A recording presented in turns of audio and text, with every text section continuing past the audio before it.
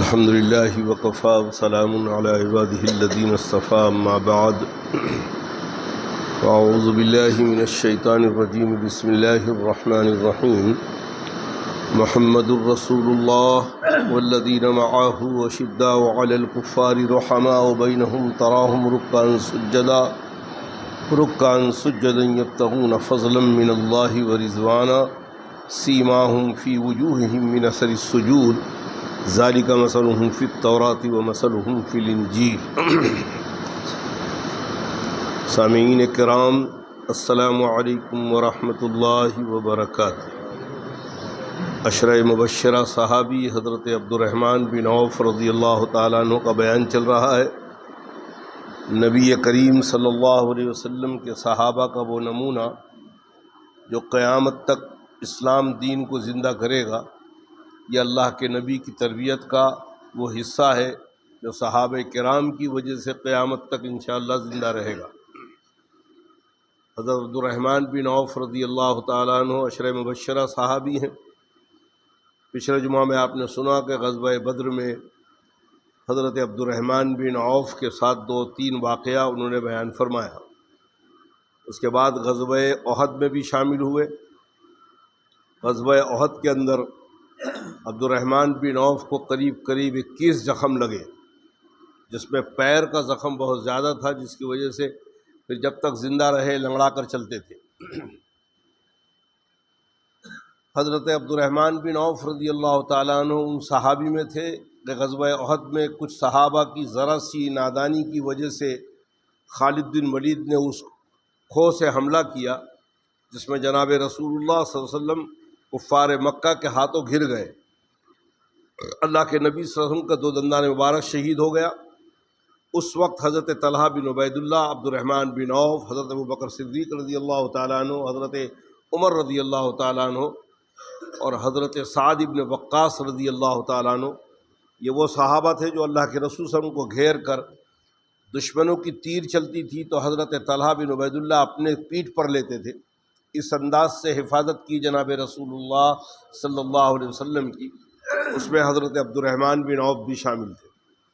حضرت عبد الرحمن بن عوف رضی اللہ تعالیٰ عنہ اس وقت تک ساتھ رہے جب تک کہ اللہ کے نبی صلی اللہ علیہ وسلم کو حفاظت کے ساتھ احد کے پہاڑ کے اوپر جا کر بٹھایا نہیں گیا۔ اسی جنگ میں ان کے وہ مہاجر انصار بھائی حضرت سعد بن ربیعہ رضی اللہ تعالیٰ عنہ، جو اللہ کے نبی صلی اللہ علیہ وسلم سے بہت محبت کرتے تھے، اللہ کے نبی صلی اللہ علیہ وسلم بھی محبت کرتے تھے، اس غزوے کے اندر سعد بن ربیعہ دشمنوں کے فوج مجمع میں گھس کر دشمنوں پہ حملہ کر رہے تھے۔ دشمن چاروں طرف سے حضرت سعد بن ربیعہ پر حملہ کیا۔ سعد بن ربیعہ گر گئے، 2-3 لاش کے بیچ میں تھے حضرت سعد بن ربیعہ۔ جنگ ختم ہوئی تو اللہ کے رسول صلی اللہ علیہ وسلم کو سعد بن ربیعہ نظر نہیں آئے، تو اللہ کے رسول نے پوچھا کہ کوئی سعد بن ربیعہ کی خبر لے کر آئے گا؟ تو ابی بن کعب رضی اللہ تعالیٰ عنہ جو قاری قرآن تھے، انہوں نے کہا یا رسول اللہ میں جا کے خبر لے کر آتا ہوں۔ حضرت ابی بن کعب گئے اور جو لاشیں پڑی ہوئی تھی مسلمانوں کی اس پہ آواز دیا زور سے کہ اے سعد بن ربیعہ، مجھے اللہ کے رسول نے بھیجا ہے، تم اگر کہیں زندہ ہو تو مجھے کچھ بتاؤ کہ اللہ کے رسول صلی اللہ علیہ وسلم کو جا کے کیا کہوں۔ بہرحال 2-4 مرتبہ چلانے کے بعد 2-3 لاش کے بیچ میں حضرت سعد بن ربیعہ جاقدی کے عالم میں تھے۔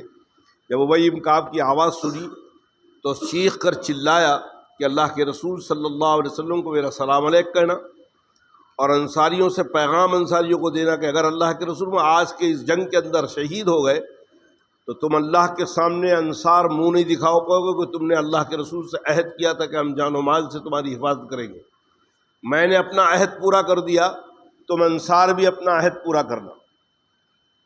یہ پیغام اللہ کے رسول کو پہنچا دیا۔ ابی بن کعب آ کے واپس اللہ کے رسول کو پیغام پہنچایا تو اللہ کے رسول سے فرمایا کہ اللہ اور اللہ کے رسول سعد بن ربیعہ سے راضی ہیں، اور سعد بن ربیعہ نے حقیقت میں اپنا عہد پورا کر دیا۔ یہ مسلمان کی ذمہ داری ہے کہ جب کوئی عہد کرے تو اس کو پورا کرے۔ وعدہ خلافی مسلمان نہیں کرتا، امانت میں خیانت مسلمان نہیں کرتا۔ یا ایھا الذین آمنوا لما تقولون ما لا تفعلون، ایمان والے وہ بات کیوں کہتا ہے جو خود کرتا نہیں ہے۔ اس لیے مسلمان کی سب سے اہم اخلاقیات کے معاملات کے اندر سب سے اہم ہے یہ امانت میں خیانت نہیں کرتا، وعدہ خلافی نہیں کرتا اور جھوٹ نہیں بولتا۔ منافقت کی 4 نشانی ہیں، ایک حدیث میں 3 نشانی بتائی گئی، ایک حدیث میں 4 نشانی بتائی گئی کہ منافق جب بات کرے گا جھوٹ بولے گا، منافق جب بات کرے گا گالی دے گا، منافق امانت پہ خیانت کرے گا، منافق وعدہ کر کے بھول جائے گا، وعدہ خلافی کرے گا۔ اگر آپ غور سے دیکھیں، ہم اپنا موازنہ کریں، یہ 4 صفت اللہ ہم سب پر رحم فرمائے۔ میں میری بات کرتا ہوں، یہ 4 صفت ہم میں موجود ہے، اللہ ہم سب کی حفاظت فرمائے۔ منافقین کی نشانی فرمایا اللہ کے نبی صلی اللہ علیہ وسلم۔ اور آج ہم جھوٹ بولنا، کسی کو بیوقوف بنانا، کسی کو دھوکہ دینا، ہم اس کو ہنر سمجھتے ہیں کہ ہم نے کیا بیوقوف بنایا، کیا کمال کا ہم نے دھوکہ دیا سامنے۔ یہ دنیا کے لوگوں کو دھوکہ دے سکتے ہیں، اللہ رب العالمین کو دھوکہ؟ لیکن آج 99% مسلمان یہ کر رہا ہے، خواص اور عوام یہ کر رہے ہیں۔ اصل میں معاملہ یہ ہے کہ ہم لوگوں نے دین سمجھ لیا ہے نماز، روزہ، حج، زکوٰۃ، بس یہ دین ہے، جبکہ یہ 4 چیزیں جو ہیں دین کے 5 چیزوں میں سے ایک چیز کا جز ہے یہ عبادت۔ آپ کا دین 5 چیزوں پر ہے، جس میں سب سے پہلا عقائد آتا ہے۔ عقائد، اللہ پر یقین، اللہ کے سوا کوئی معبود نہیں، اللہ کے سوا کائنات کا کوئی مالک نہیں، اللہ کے سوا کوئی پالنہار نہیں، اللہ کے سوا کوئی رزق دینے والا نہیں، اور امام الانبیاء خاتم الانبیاء جناب رسول اللہ صلی اللہ علیہ وسلم خاتم النبیین ہیں، یہ عقائد میں ہے۔ صحابہ، سارے کے سارے صحابہ عدول پر ہیں۔ اس کے بعد قیامت تک جتنے اللہ والے ہوں گے وہ سب اولیاء کاملین اللہ کے دوست ہوں گے، تقوی اور پرہیزگاری کی بنیاد پر اللہ ان کو مقام عطا فرمائے۔ یہ عقائد میں شامل ہے۔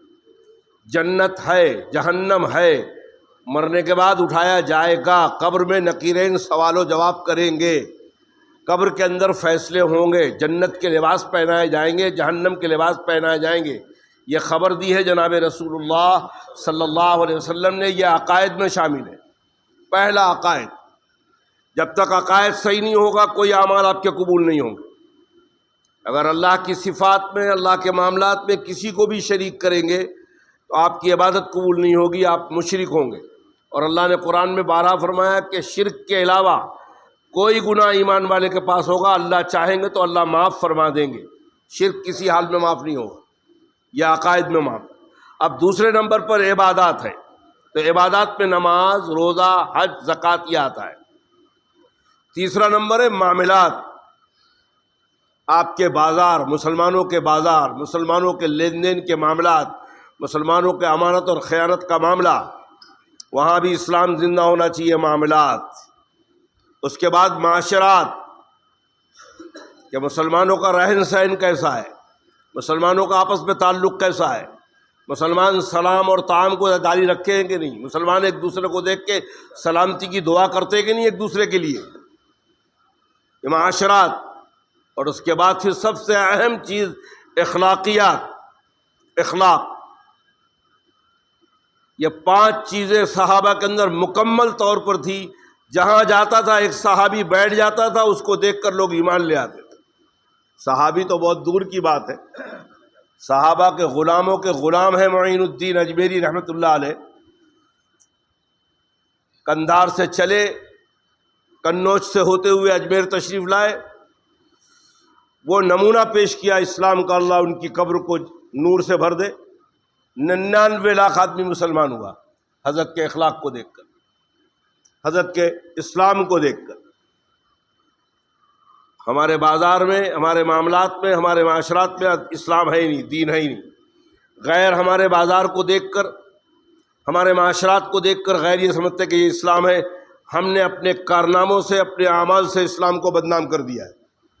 نہ ہمارے بازار میں سچائی زندہ ہے، نہ ہمارے بازار میں امانت زندہ ہے، نہ ہمارے بازار میں عہد و وفا زندہ ہے۔ پوری دنیا کا بازار دیکھ لیں آپ، صرف مکہ مدینے کے اندر وہ عربوں کا معاملہ ہے، واحد کلام کرتے ہیں، مدینے میں بھی افغانستان والوں کی جو مارکیٹ ہے قالین کی اور شوٹر وغیرہ کی، وہاں بھی واحد کلام لکھا ہوا ہے۔ بس یہ مکہ اور مدینہ یہ دو علاقہ ہے، وہاں جانے کے بعد ایسا لگتا ہے کہ شاید یہاں اسلام تھوڑا زندہ ہے، یہاں سچائی ہے، امانت پہ خیانت ہے۔ واحد کلام لکھ کے رکھتے ہیں، کوئی بھاؤ تاؤ نہیں، اس میں لکھ دیا گیا اتنا درہم اتنا ریال، بس اس میں کوئی کم زیادہ نہیں۔ یہ ہماری پہچان تھی، آج ہماری پہچان جھوٹ بولنا ہو گیا ہے، ہماری پہچان دھوکہ دینا ہو گیا ہے۔ مسلمان کو غیر لوگ اس نام سے جانتے ہیں کہ یہ دھوکے باز لوگ ہیں، یہ چوری کرنے والے لوگ ہیں، یہ غرض کا دھندا کرنے والے لوگ ہیں، یہ چرس کو بیچنے والے لوگ ہیں، اور بڑے بڑے غیر مسلم بیوپاری اس کو سپلائی کرنے کے لیے ہم ایمان والوں کو ڈھونڈتے ہیں، ہم مسلمانوں کو ڈھونڈتے ہیں اور ہم مل جاتے ہیں۔ وہ اللہ والے جنہوں نے توحید کا پیغام دنیا کو پہنچایا، ان کی مزاروں کو، ان کی خانقاہوں کو چرس کا اڈا، غرض کا اڈا بنا کے ہم نے رکھ دیا۔ ہماری وہ درگاہیں پہچان ہے اس انداز کی۔ اگر کسی غیر مسلم کو چرس اور غرض لینا ہے تو وہ اس اللہ والے کی مزار کے پاس آ کے اس کو ڈھونڈے گا۔ یہ ہم نے اسلام کی پہچان بنائی ہے۔ اللہ جانے ہمارے پر تو اللہ نے اتنا رحم فرمایا ہے، ہمارے نام اعمال تو ایسے ہیں کہ رات کو سوئیں اور صبح ہمیں سور اور کتے کی بلی کی شکل و صورت بنا دے اللہ ہماری، لیکن اللہ رحم فرمایا۔ اللہ نے جناب رسول کی رحمت کی وجہ سے ہم پر رحم فرمایا۔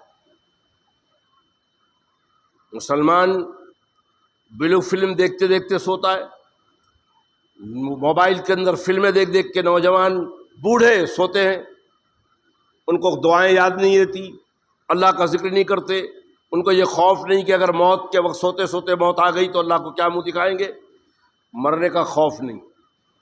اللہ کے نبی صلی اللہ علیہ وسلم نے پیشین گوئی فرمائی تھی ہمارے لیے، صحابہ کو فرمایا تھا کہ ایک وقت آئے گا کہ باطل پرست طاقتیں تمہیں دسترخوان پر جیسے کھانے پہ ٹوٹتی ہے اس انداز سے تم پر ٹوٹیں گی۔ صحابہ بڑے تعجب سے پوچھے کہ یا رسول اللہ کیا ہم تعداد میں کم ہوں گے، کیا اس وقت ہماری آبادی کم ہوگی؟ فرمایا نہیں، تعداد میں تو تم سمندر کے جھاگ کے برابر ہوگی، یعنی اتنی تعداد ہوگی تمہاری، لیکن دو بات تمہارے اندر آ جائے گی، بہت غور سے سننا۔ اللہ کرے کہ اللہ ہمیں اللہ کی ان دو پیشین گوئیوں سے اللہ ہماری حفاظت فرمائے۔ اللہ کے نبی نے فرمایا ہے، میں مانوں نہ مانے، آپ مانے نہ مانے، سورج ادھر سے ادھر ہو جائے، چاند ادھر سے ادھر ہو جائے، اللہ کے نبی نے جو کہا ہے وہ ہوگا۔ فرمایا دو بات آ جائے گی تمہارے اندر، دنیا کی محبت ہو جائے گی، موت کا خوف ہو جائے۔ ہم لوگ ہر آدمی اپنا تنہائی میں بیٹھ کے فیصلہ کر لے کہ یہ دونوں صفت ہمارے اندر ہے کہ نہیں ہے۔ اگر ہے تو اللہ توبہ کی توفیق دے، اللہ اس سے بچنے کی توفیق نصیب فرمائے۔ دیکھ لے دنیا کی محبت، علماء کا حال یہ ہے کہ دنیا کی محبت بھری ہوئی ہے۔ بڑے بڑے مدرسے کھولنے کے بعد مدرسوں میں زکوٰۃ کی رقم، صدقے کی رقم، امت پریشان ہے دے دے کر۔ ایک محلے کے اندر 4 5 مدرسے کھلے ہوئے ہیں، تعلیم ہو رہی ہے، زکوٰۃ کا پیسہ جا رہا ہے۔ امت نے تو صدقہ و زکوٰۃ دے دی، امت نے تو اپنا حق ادا کر دی، اب جو جمع کرنے کے بعد اس میں امانت میں خیانت کر رہا ہے، اللہ کے ادھر وہ جواب دے گا۔ لیکن معاملہ عام ہے، دیکھتے ہیں آپ رمضان مہینہ آتا ہے، پیپروں کے اندر خبر آتی ہے چندہ کرنے والے یہ پکڑے گئے، یہ ڈپلیکیٹ ہے، یہ ڈپلیکیٹ ہے، یہ ڈپلیکیٹ ہے۔ یہ پیپروں کے اندر خبر آتی ہے، اس سے آپ کیا سمجھتے ہیں کہ مسلمان بدنام ہو رہے ہیں کہ مسلمانوں کی عزت بڑھ رہی ہے؟ مسلمان غیروں کے سامنے بدنام ہو رہے ہیں۔ ہمارے یہ کارنامے ہیں، یہ ہمارے اسلام کا ہم نے تعارف کرایا۔ ظاہر بات ہے عمل سے زندگی بنتی ہے، جنت بھی جہنم بھی۔ آپ کسی کے سامنے قرآن پیش کر دیں گے، انگریزی میں ترجمہ کر کے پیش کر دیں گے، مراٹھی میں ترجمہ کر کے پیش کر دیں گے، بہت کم پڑھے لکھے لوگ اس کو پڑھ کے ایمان لائیں گے۔ باقی مسلمانوں کے کیریکٹر کو دیکھ کر، اخلاق کو دیکھ کر، ان کے معاملات کو دیکھ کر، ان کے معاشرات کو دیکھ کر ایمان لائیں گے غیر مسلم۔ اور اس ملک میں لایا لوگوں نے، یہی ملک تھا معین الدین اجمیری کے ہاتھ 99 لاکھ لوگ مسلمان ہوئے، اور آپ کی والدہ محترمہ کے سامنے جب یہ خبر دی گئی کہ تمہارے بیٹے نے اتنا بڑا کارنامہ کیا ہے معین الدین اجمیری نے کہ 99 لاکھ مسلمان ہوئے. فرمایا اس میں میرے بیٹے کا کمال نہیں ہے، اس میں میری وہ تہجد کی دعائیں ہیں، اور میں نے معین الدین اجمیری کو کبھی بلا وضو دودھ نہیں پلایا. ایسی مائیں تھی، اللہ ان کی ماؤں کو بھی قبر نور سے بھر، بلا وضو کبھی دودھ نہیں پلایا معین الدین اجمیری کی ماں نے. تو پھر معین الدین اجمیری نہ ہو تو کیا ہو؟